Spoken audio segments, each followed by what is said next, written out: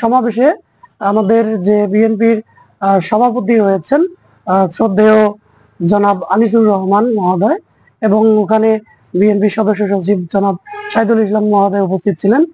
এছাড়াও বিএনপির বিভিন্ন উপজেলার দায়িত্বশীল কর্মী নেতা কর্মী ভাইয়েরা উপস্থিত ছিলেন।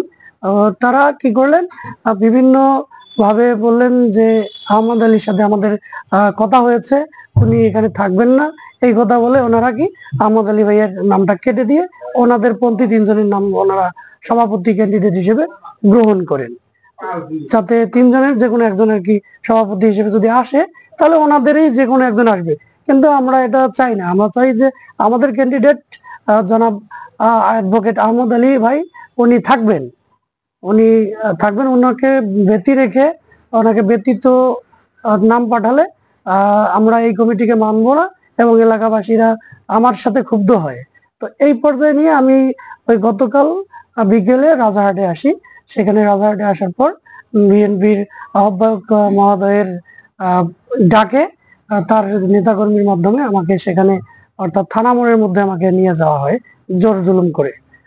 সেখানে গিয়ে আমাকে বিভিন্নভাবে জিজ্ঞেস করে যে তুমি সেখানে উপস্থিত ছিলা, তুমি নাকি ভিডিও ধারণ করেছো আজকের, তারপর তুমি সেদিন বিএনপি কে নিয়ে কথা বলছিলে, পোস্ট করো নাকি, তারপর তুমি মাহিনের সাথে ঝামেলায় জড়াইছিলে। তো আমি বলি মাহিনের সাথে তো আমি জড়াইনি, সে গায়ে পরে আমার সাথে ঝগড়া করেছিল, এজন্য আর কি সবাই জানতে পারছে যে তার সাথে আমার এরকমটা হয়েছে। তো যখন এরকম করে বললাম যে তুমি বেশি পাকনামি করো, তুমি তো জামাতের পাওয়ার দেখাও, কোথায় তোমার জামাত আছে, তুমি সেই জামাতকে ডাকো, তোমার কপিল উদ্দিনকে ডাকো, তোমার কলিজা ছেড়ে নিব আমি, তোমাকে নিশ্চিহ্ন করে দিব, এরকম বিভিন্ন ধরনের হুমকি দেয়। হুমকি দেওয়ার পর তারপর ওনার সাথে মীমাংসা হয়, উনি আবার মীমাংসা করে দিয়ে আমার সাথে হ্যান্ডশেক করে এর মাঝামাঝি ওনার নেতা কর্মীরা আমাকে চড় থাপ্পড় পর্যন্ত মেরেছিলেন। তারপর কি হলো, বাধ্য হয়ে আমাকে ক্ষমা চাইতে হয়, ক্ষমা চাইলাম। ক্ষমা চাওয়ার পর তো ওনারা আমাকে রসমঞ্জরি খাওয়ায় এবং ছবি তুলে নিয়ে পোস্ট করে, তাদের সাথে আমার সম্পর্ক মোটামুটি ভালো থাকে। ইতিমধ্যে আজকে ভোরবেলা থেকে একটি ভিডিও সেদিনকের কালকের যে সমস্যা ছিল, ওই সমস্যার যে ভিডিওটা সভাপতি মহোদয় যে আমাকে হেনস্থা করেছিলেন তার একটি ভিডিও ভাইরাল হয়।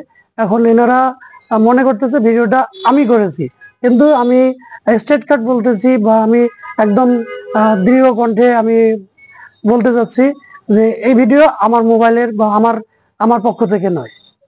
এই ভিডিওটা ওনাদেরই হয়তো কেউ করছে বা কে বা কোথায় কিভাবে করছে এটা আমার জানা নেই।